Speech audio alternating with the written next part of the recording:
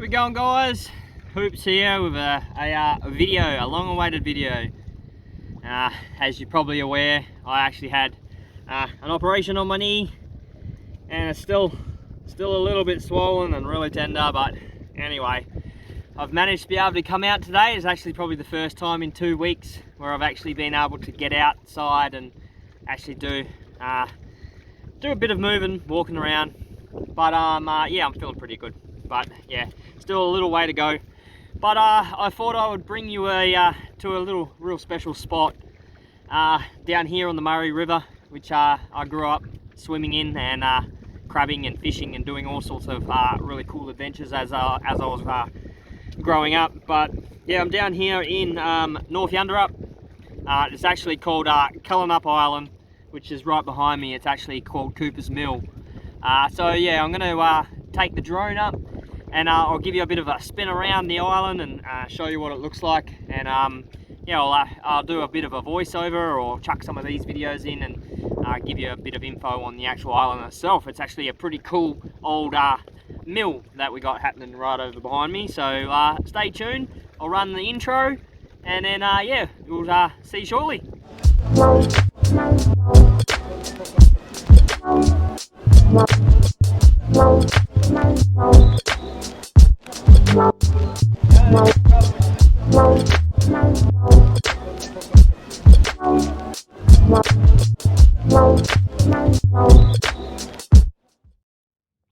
Alright, so the mill behind me was actually built by Joseph Cooper, and it's actually called Cullinup Island, which is near the mouth of the Murray River, which is right behind me here. It was actually built in 1843, and it was actually to grind the wheat and basically turn it into flour from the Pinjarra Cool-Up sort of region, the Murray, Shire of Murray region. It was actually, when they first built it, it was actually powered by large sails, believe it or not, and it was probably more than likely one of a kind. And later on, actually it was due to fires, but later on they actually converted the power to steam. So that was in, I think, 1860, somewhere around there. Alright, so obviously, like I said, this is actually an island, so it is actually only accessible by boat, which I would have done if I didn't sell my car a few days ago and no longer have a tow ball. I do have a new car, but it doesn't have a tow ball, so I can't actually take you over there. So that's why I decided I'd bring my drone, and it's a lot easier on my knee. So it is only accessible by boat. On the other side, there is actually a parking area for your boats, and then a nice, beautiful picnic area, a grassed area, picnic tables, and around the actual mill itself, there's a few picnic tables under the shelters there. So that's pretty cool. The walls of the mill were actually made of limestone blocks, and the floor inside was also limestone. The roof, as you can see, it has been renovated, but they are shingled. It's a shingled roof, and for a while there, before the renovations took place, it was actually the shingled roof actually used to rotate. So that was actually one of the earliest and only remaining mill of its kind in pretty much this southern area. So the location of the mill seems to be a bit of a strange one, and people sort of can't really understand why they would have built a mill on an island like this. But back in the early days, the people actually used to be able to run their bullocks or bulls and things like that, and it was the shortest path by boat was to come straight to here from their farm. So they just sort of picked a central location and went with it. So it was actually around in the 1840s when he started building the actual mill, and he actually suddenly died. So he was actually a blacksmith. He was also a wheelwright, so he had the skills to make the machinery, and he actually completed most of the mechanical parts before he died. But yeah, he's, like I said, he died. He actually got, ironically, even though he was a wheelwright and used to mechanically do things, he actually a wheel fell on him and killed him. So he didn't quite get to finish the building, but I believe his family's his sons and a few other people actually all got together and finished the building off. So the actual stonework for the building, like I said, they are in actual limestone, but more than likely the limestone isn't from this area, so they would have actually had to cart it from about probably 15 odd k's away, and they reckon that they would have carted these by basically rowed them along the shore. So they would have had like little canoes or something like that, and they would have had a team of people just coming through and rowing their little boats with the limestone on it. So that's also pretty cool. Right, so floods in around 1862 saw the beginning of the end for the mill. So in 1862, there was not enough wheat in the area to keep the mill going anyway, but in 1865, the mill and the other building around it were actually abandoned. During the next few years, there's a lot of people were basically wrecking it. They lit fires inside the mill, and the actual stairs inside the mill were destroyed. Bricks were also taken away from this joint, so they would have came and pinched the limestone blocks to use on other buildings and other things in the area. And the actual engine room that Joseph mechanically built was also vanished, just disappeared, and no one knows how exactly that happened. But around the 1900s, the actual tower, once it stopped becoming a mill around the 1900s, they actually used the tower as a smokehouse, so for smoking fish and things like that. So it was the locals and a family that actually done it. They did their smoking in there.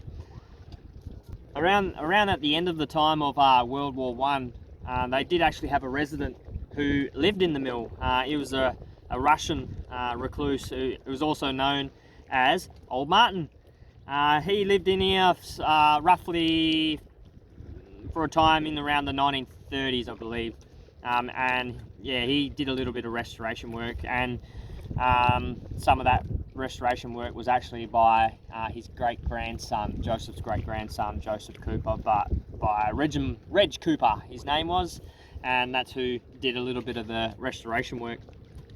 Yeah, pretty much a bushfire came through and destroyed pretty much most of the restoration, and it was not until 1951 that the next work on the building began. So the building sat idle pretty much until about 1984, when the brick engine room was reconstructed. 2001, actually, we saw a bit of work done with the roof being replaced. Like I said, the thatched roof up there, and yes, and also replaced a bit more of the more historical, accurate appearances. Also got finished on it as well.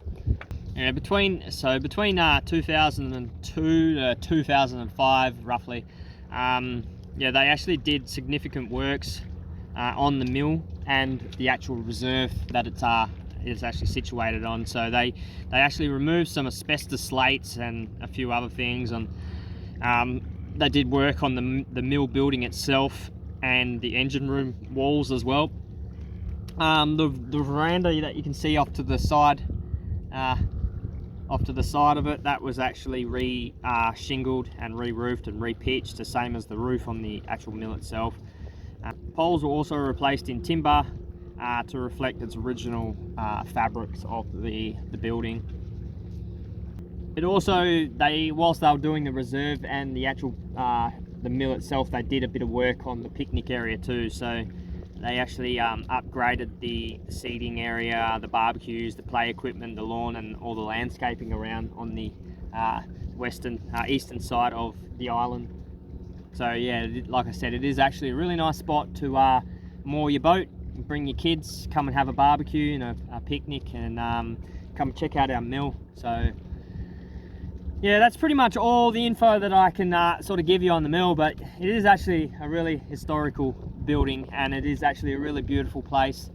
And like I said, if you come here with your family, there's all sorts of artwork inside the mill itself that you can go in. It's open 24/7. I believe there is a caretaker on the island there somewhere that he could probably give you some info, or contact the Murray Shire. But yeah, if you're ever down this way, come down come down, launch your boat somewhere here in Mandurah, and head on over to the island where Cooper Mill is. And yeah, I hope you enjoyed this video and got a little bit of info out of it. And it was good to be able to get out. And like I said, my knee is still a little bit swollen on the side and a bit tender still to touch, but I should be, another couple of weeks, I should be able to get back out and do some more adventures. And I've got a few actual caves that I want to go and check out, but obviously I can't at the moment. But hopefully once I'm all healed, we'll be able to go do that again.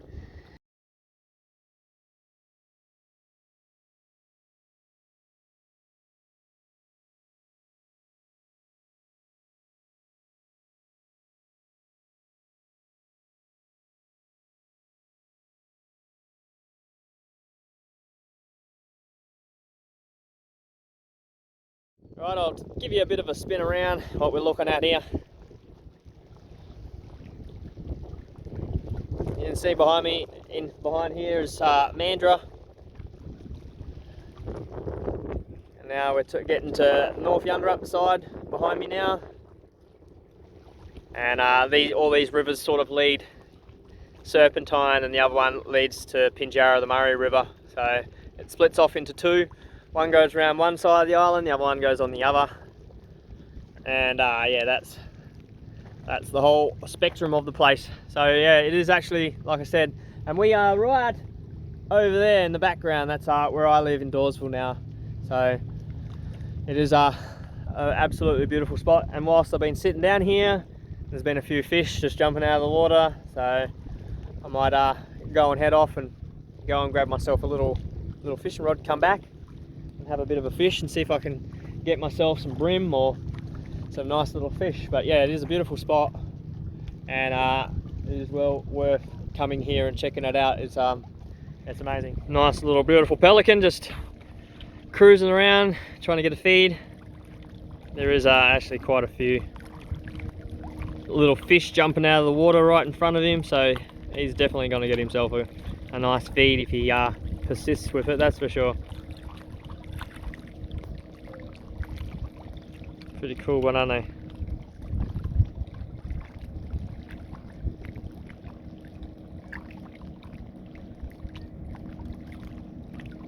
And as you can see in the background too, it's quite a busy day out here on the water.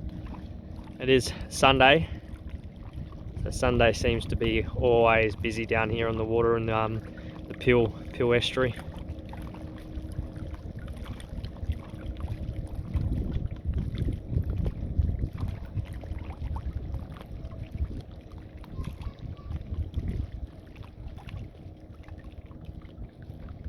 Anyway, that'll do for the video for today. Thanks guys for watching and subscribing, and we'll see you guys on the next one. Peace out, stay moist.